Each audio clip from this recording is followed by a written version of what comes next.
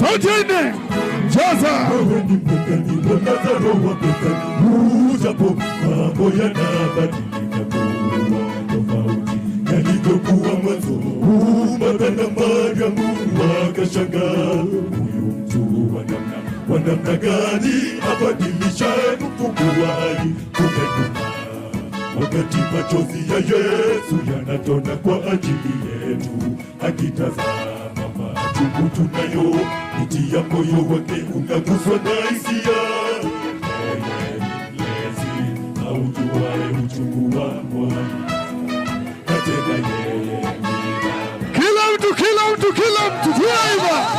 Jaza. Mambo yanabadilika kuwa tofauti yalivyokuwa mwanzo. Martha na Mariamu wakashangaa, huyu mtu wa namna gani abadilishaye mfungu wa hai. Kumekuna wakati machozi ya Yesu yanatona kwa ajili yetu, akitazama machungu tunayopitia, moyo wake unaguswa